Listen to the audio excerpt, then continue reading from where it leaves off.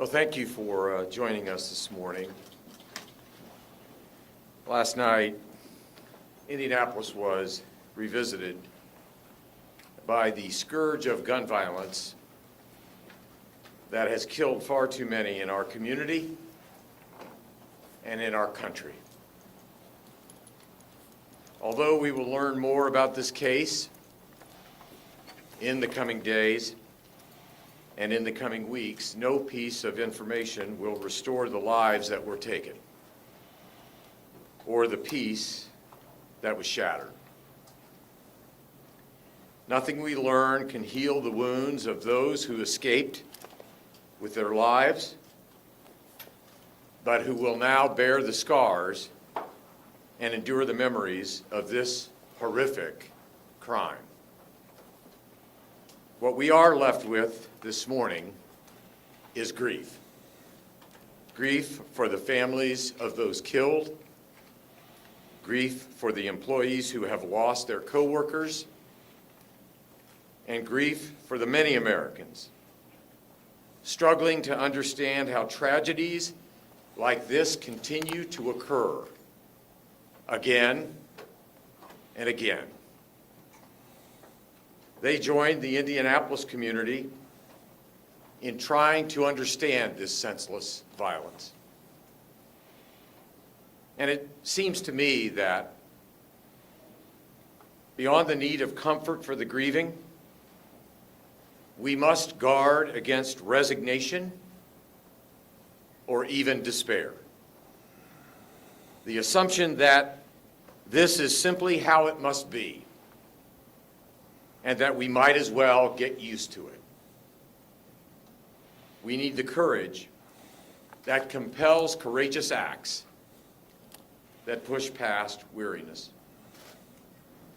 I want to thank the first responders who arrived at the scene, the IEMS personnel who provided medical care to those injured, and the brave Impd officers who responded and who are now investigating the events of last night. By all accounts, these women and these men acted heroically, caring for victims and families and bringing order to a chaotic environment. I'll close by saying this. Indianapolis is a resilient community. Last night was a devastating blow, and its impact will be felt by our community for days and weeks to come. But in times of despair, I know that our residents will rally together and help one another make it through.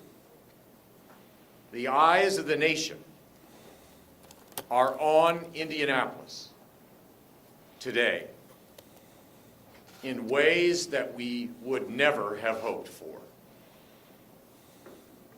And for those who only know of this city, what they have learned when we are hosting major events on a global stage, they would be forgiven for simply believing that the people of Indianapolis are known for kindness shown to those who come to visit. What they cannot see in those moments, and what is difficult for us who live here to see in these moments, is that this spirit of generosity and radical love is shared not just by our residents, but between our residents. It is what makes this a special place that we are proud to call home in times of triumph and in times of tragedy. It is what gives us the strength to see through the darkness and find the light of love that exists within each of us. It is what gives us hope. And no crime of passion or act of hate can take that away from us. Not today, not ever. I'll turn it over now to the Chief of the Indianapolis Metropolitan Police Department, Chief Randall Taylor.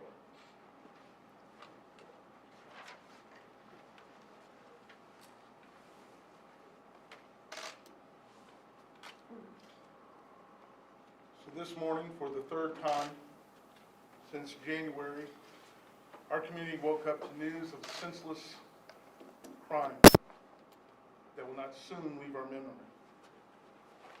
This is unacceptable for Indianapolis. Our Impd officers went towards danger, as they typically do, and when they arrived on the scene, they found something that really no one should see. We've all been shaken by this heinous act. I will tell you, the one thing that drew me to Indianapolis when I first came here in '93 was for such a big city to have such a small town feel and heart. Our Impd chaplains have been on the scene since early this morning, providing care and comfort and support to the families of the victims. My heart is broken over the lives of the lost.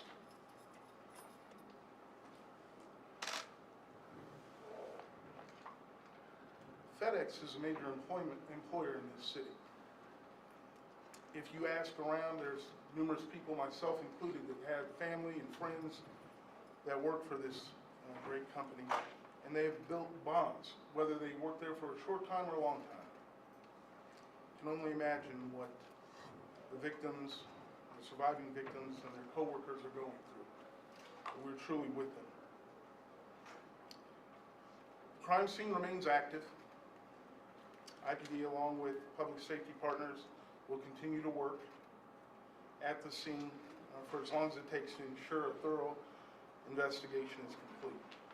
You'll soon hear from Deputy Chief Craig Mccarth, who will share what we know to this point, but that information will be limited. I can share a few things with you, though.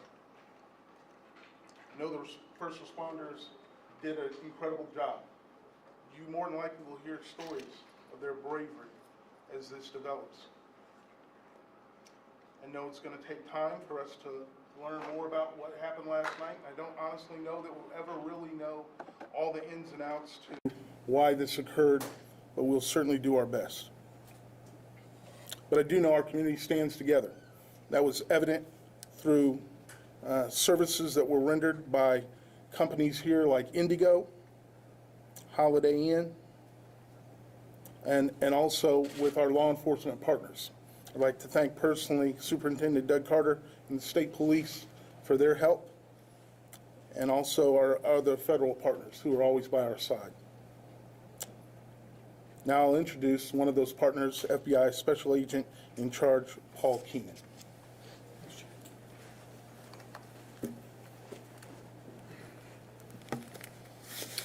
Thank you, Chief. As the Chief said, my name is Paul Keenan. I'm the Special Agent in charge of the FBI Indianapolis Field Office. First and foremost, I offer my sincere condolences on behalf of the FBI to the family and loved ones of the victims of the senseless violence that took place last night. While we mourn the devastating loss of their lives, we are dedicated to honoring their memory through a meticulous investigation. FBI Indianapolis is part of this community, and we stand with our friends and our neighbors to condemn this violent act that has impacted so many. I stand here today with my partners because whenever there is a tragedy such as this, the FBI surges resources to assist our law enforcement partners in addressing those immediate needs. FBI personnel are assisting the crime scene, conducting interviews, assisting on the search of the suspect's home, and will provide any technical expertise requested by the Impd. Many of you have already asked what the motive of this shooting was, and with less than 12 hours since the shooting, it would be premature to speculate on that motivation. I can tell you that there is no further threat, and updates will continue to be shared as there are more details. We're grateful for our strong partnerships with the law enforcement in Indiana. As we have done in other cases, the FBI will dedicate all available resources to follow every lead and use all investigative capabilities to seek justice and bring closure for the victims' families. Next up, I'd like to introduce Deputy Chief Craig Mccarth from the Impd. Thank you.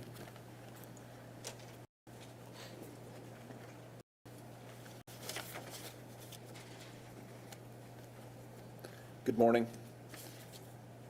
First of all, I'd just like to reiterate some of what's already been said.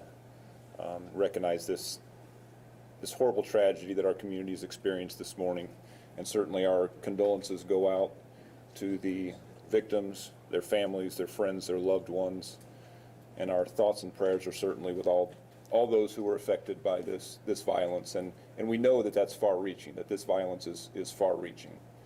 And so we keep all of them in our thoughts as we move forward. So I will quickly go through how this investigation has progressed. And again, bear with me, there's going to be a lot that I am not able, a lot of questions that you may have after I'm done that I may not be able to answer. We're still working on those answers. This investigation is very much still in its infancy, but I will answer what I can after we're done. So late last night, officers received a run of shots fired to the FedEx facility. When officers arrived, they found a very chaotic and active crime scene. They found several victims injured and several victims deceased, as well as the suspect who was deceased as well of an apparent self-inflicted gunshot wound. Detectives were summoned to the scene. We began interviews with the many witnesses that were on scene. Crime Lab responded, and we began to process that crime scene, and that continues now, and we're still several hours from being able to complete that at this time, so there's still a lot of work to do out there. Our victim assistance and chaplain's office also responded to the scene to assist with the witnesses, victim families, and Indigo was at the scene to help us transport employees, witnesses, and families to the family reunification site, which was a nearby hotel. And so we continue to work with those employees and families as we work through identification and speaking with those families. Before I open anything up for questions, I want to recognize the work that's being done out there as we speak by our detectives and the help that we have received from other law enforcement agencies. I'd like to also give a thank you to the state police. They were a huge help last night as their detectives worked right alongside with ours. They allowed us to use this facility not only for this event, but for interviews last night. Indigo, as I've already said, our federal partners who have been right beside us throughout this investigation as well. We will now work alongside the coroner's office as we work through victim identification, and so again, just a big thank you to all those folks, the victim assistance unit, the chaplain's office. You know, we couldn't have done this without the help that we've received today, and certainly our crime lab techs have been out there all night as well. So if there are specific questions now, I will open it up for those questions, and again, I will try to answer whatever I can. Just ask, I know you can't give much information at this point about motive, but what can you tell us about the suspect? You know, I can really tell you very little, and the reason is we are still working to identify everybody that is still on scene there. So we are not able to make positive identification of the suspect, so there's really not much that we can say about him until we have made positive identification. Just one quick follow-up. Were any of the eyewitnesses that you were able to talk to, did any of them say anything about the suspect? Did they recognize this person? So what we did find preliminarily from the interviews that were conducted was that you know, this suspect came to the facility, and when he came there, he got out of his car and pretty quickly started some random shooting outside the facility. There was no confrontation with anyone that was there. There was no disturbance. There was no argument. He just appeared to randomly start shooting and that began in the parking lot, and then he did go into the building, into the facility for a brief period of time before he took his own life. What connection, if any, at this point does the shooter have to the FedEx facility or any of its employees? We don't know that. Again, that's difficult to determine until we make positive identification. So we're certainly working with the FedEx organization in trying to establish all those connections, but we just can't do that yet. Craig, if I can be clear, you're saying you don't have a firm identification of the suspect, but the special agent said they're assisting with the search of his house. And that's accurate. I mean, we have an idea. We have some other leads that led us to that location. But again, until we make positive identification along with the coroner's office, we're not going to obviously identify anybody. But there is a search going on of somebody's house. There's all kinds of things going on in the investigation, but yes, that is one of them. Okay, a search of the individual you think who is the shooter in this case? Potentially, His yes. house. Potentially, yes. How many weapons recovered, how many shots fired? I can't tell you that yet. Again, the crime lab is still out there collecting all that evidence, and we can't determine those things until they've completed. Did your witnesses tell you that perhaps at FedEx or the security personnel or off-duty law enforcement personnel at the site yesterday had any indication that perhaps this trouble was going to occur or somebody was going to come back with a gun? No. We're still working with FedEx security for anything that might have been an indicator that this was going to happen, but right now we don't have those ties. And again, Russ is still very early, still in the infancy, so we're still doing those interviews. We're still working closely with FedEx to find those things out. Was the shooting done when police arrived? Yes, my understanding is that everything, by the time that officers entered, that the situation was over, that the suspect took his life very shortly before officers actually entered the facility. How long do you think the incident lasted? It's hard to say exactly, but the estimates that we have heard are just a couple minutes, that it did not last very long. And you can't confirm that the suspect is an employee? No, we cannot confirm that yet. How many people were in the building at the time? You know what, that I can't tell you that. That would be a question that someone from the FedEx organization would have to answer. I don't know the number. I don't know that number right now. How many were transported to the hospital? So what we have right now is that there were 5 that were transported from the scene. 4 of those had suffered what appeared to be non-fatal gunshot wounds, and then there was another injury of some sort that was a person with some sort of injury that was transported as well. Several employees have said that FedEx policy is that employees can't bring cell phones into the facility, and they fear that may have delayed getting you guys there. Was there any kind of delay in getting you there? No, I think that we were contacted very quickly once things started happening. Now, what I have heard is that part of the frustration in family notification has been due to a lot of these employees did not have cell phones. As they flee the building and get transported to other places, they're without their cell phones, and so they had a hard time getting with families. So that was certainly frustrating for those employees as well as their families. Is there surveillance video of the incident?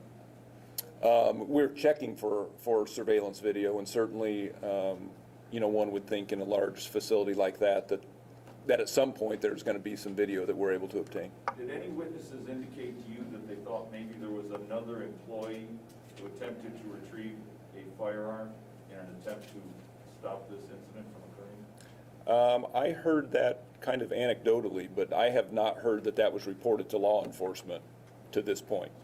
Now, we're doing lots of interviews still, so I'm not going to say that's not accurate, but I have not heard it from people within my own organization. Was there a shift change going on, which is why there would have been folks in the parking lot? I'm trying to understand why that time of night. We haven't determined that yet, but I know there are some places where I think a lot of the employees take breaks and lunches and things like that out in that area as well. So, and it could have been a shift change as well. I just don't have that answer right now. The scope of the investigation, the facility is quite massive. Not asking for graphic detail, but you said it's going to take a couple of hours. Can you give us an inside look as to what are you doing in that building? What are you collecting? And then also, sir, follow-up question, how many people have you interviewed or do you plan on interviewing as part of the investigation?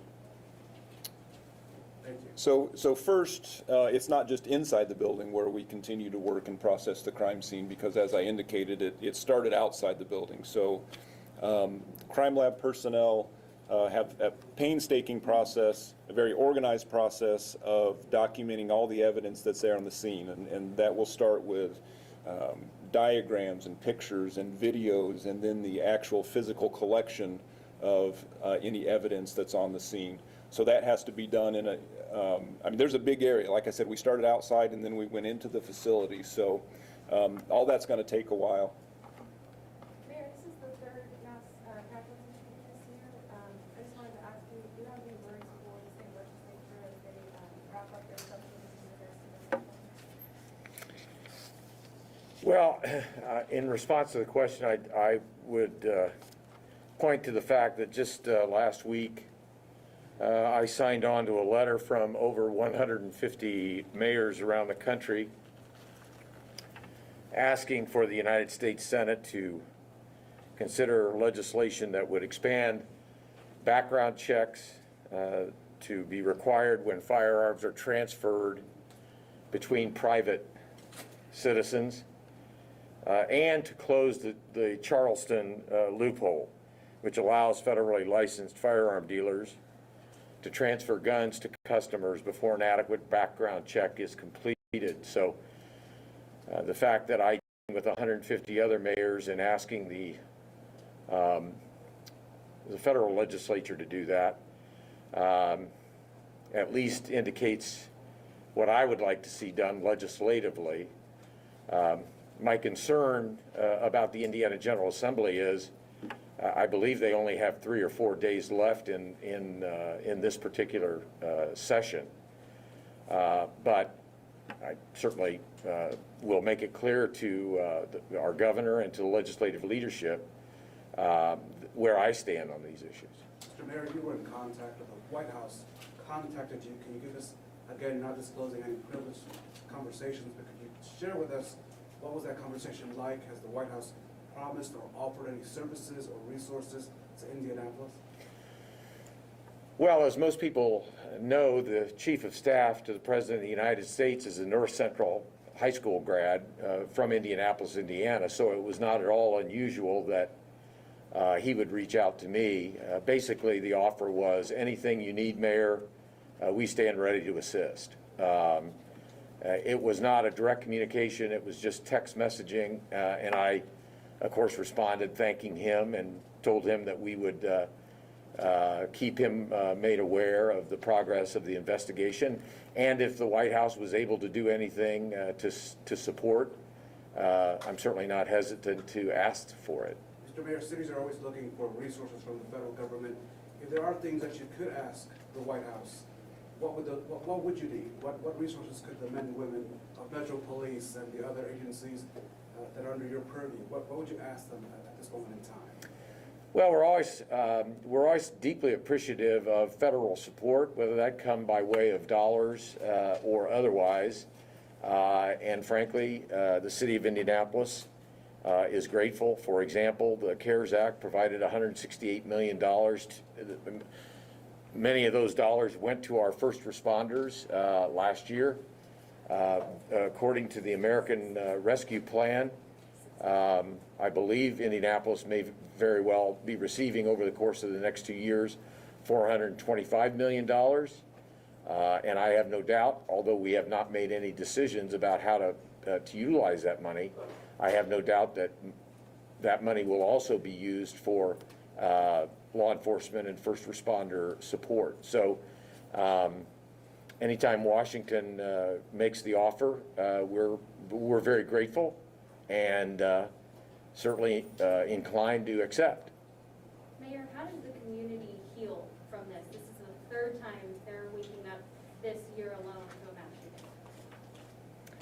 Yeah, but I think that the community needs to engage in serious conversations, and not just our community, but I think conversations need to be held around our country.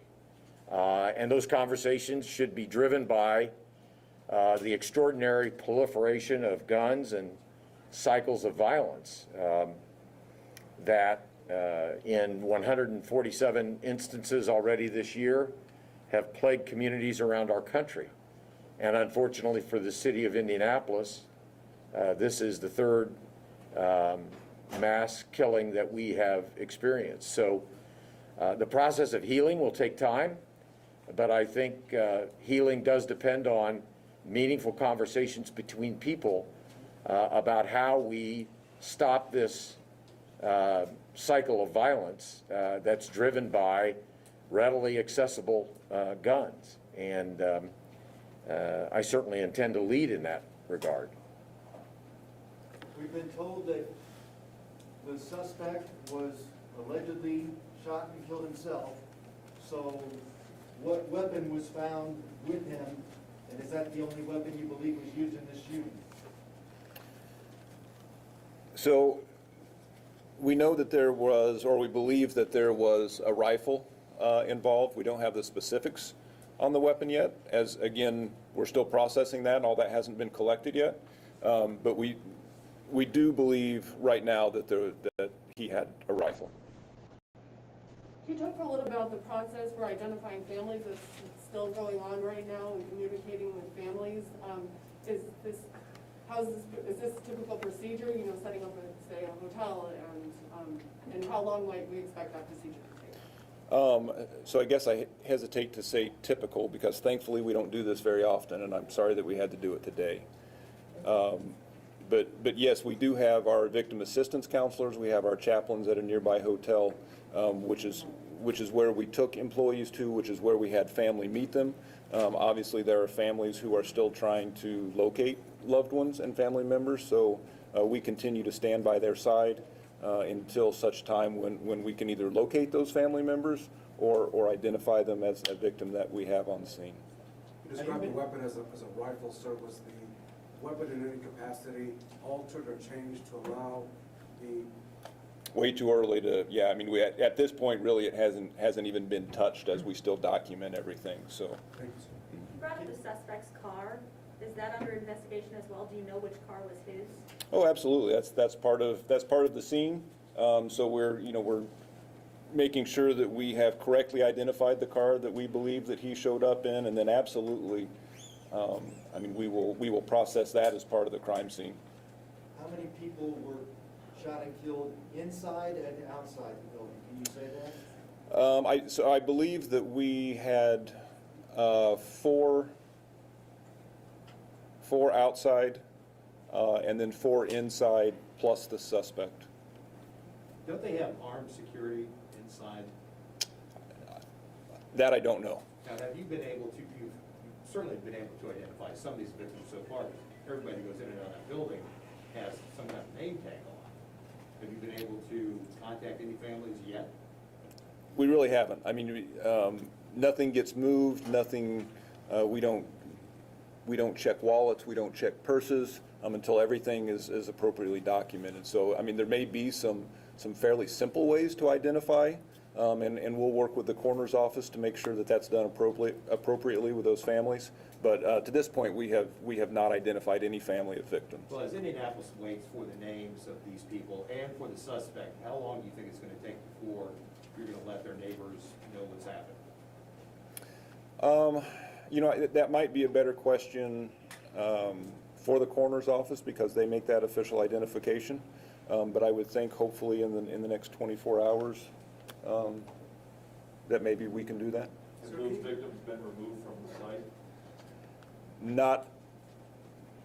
I don't believe so. When we came in here, they were still a couple hours away.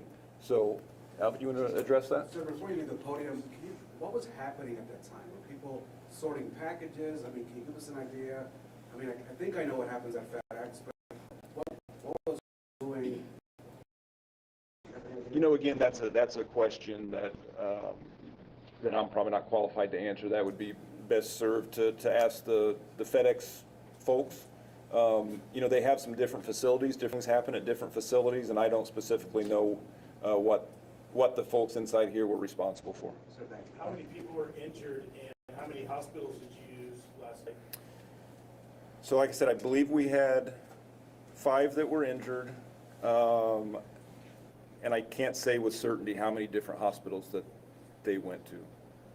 I know I believe we had at least 3, but I'm not certain of that.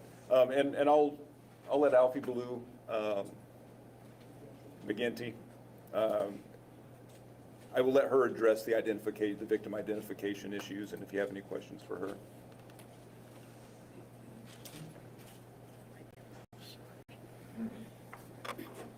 Good afternoon. On behalf of the Marion County Coroner, Dr. Leandria Sloan, my name is Alfarina McGinty, and we are in the process of conducting our investigation. As has been stated, what we typically have to do is wait until all of the evidence has been collected. We are not able to go onto the scene yet to confirm any identities. What we will do is we will work with the victim's assistants as well as the chaplains at the identified location for the families to reunify those families with the decedents. We will utilize as much information as possible that is on those decedents that are at the scenes to make that positive identification. As you all know, Indiana is very specific in how positive identification can be done, which is identification by a family member, dental, DNA, and fingerprints. And so adhering to all of those measures, we must make sure that the people that are identified on the scene are accurately and appropriately, positively identified. And so that process will take a little bit of time. We have some information so far as to what families are waiting their loved ones to be identified or to turn up somewhere. And so we are going to be working with those families to efficiently and very effectively confirm the positive identification. We are still a number of hours out before we are able to go onto the scene to conduct our investigation. And then after that, we will work with the families. Following that process, what we will have to do is we will perform our examinations. We will be calling in additional staff, and so additional resources will be available or need to be available to us for the additional staff to be brought in for those examinations to be done within the next 48 to 72 hours to confirm the actual cause of the death. Any other questions? Have all the workers left who were there last night when this occurred? Have they all I don't have the vacated information. premises I don't have the information. besides victims? I don't think there's anyone still there, but I can't say that for. Can you identify the sex of your victims? At this time, we have not been able to go onto the scene to do any of that.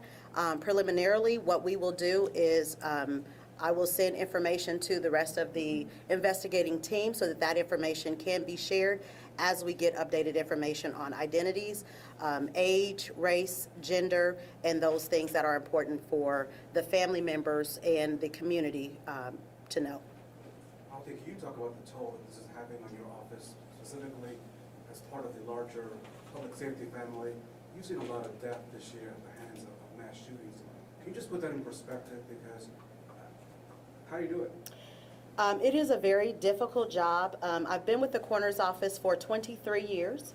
I've not seen this capacity in terms of the numbers of mass fatality shootings in a short period of time. It is very disturbing for our entire community. The staff is definitely suffering and is going to need long-term counseling with regard to these types of deaths. It actually has, we've had to pull in all of our 30 staff to conduct these death investigations and to work with the families, because we do still have follow-up information and things that have to be done and shared with the families. It is very time-consuming, so it definitely takes a toll on our staff. And again, we are asking for additional resources so that we will have the capacity to handle these types of death investigations, unfortunately. More specifically, ma'am, you deal with death almost every day. How is this any different when you're seeing this scope of people? Can you just explain the difference? Sure. I don't do your job. Right. So the scope is pretty significant when you have this number of people. So pulling in all of our staff that are available, calling people from other jobs that have to come in and assist, as well as surrounding county coroners that are able to come in and assist us with these types of investigations. Additionally, we've seen an increase in death investigations in general over the last couple of years. And we are trying to work with our law enforcement partners to understand and address these issues that are causing this increase in death investigations. And so that is something that our staff is definitely, has been working through over the last 2 years to be able to handle these things, because it is mentally draining, it is physically draining. We're going to work for literally the next 24 to 48 hours just to give answers to the families. Our first priority is to the families and identifying with the decedent, who the decedent is, as well as determining the cause and manner of death, providing death certificates for those families so that they can move on with their information and things that they need to do with regard to the loss of their loved one. So our hearts definitely go out to those surviving family members that are going to deal with this lifelong tragedy. Craig, one more. Craig, a question about identification. If we can't identify the suspect and the victims, can we say that everybody who's okay has been identified, reunited with family members, and released? I think that's a safe assumption, but yet I can't say that for certain. We think that we have reunited families and workers, and certainly all of those who have been treated at the hospital have been reunited with family. But again, I haven't been over there, so I don't want to say for certain that that's the case. But I believe right now that we have. That's it. Thanks, everybody. Good job, Craig.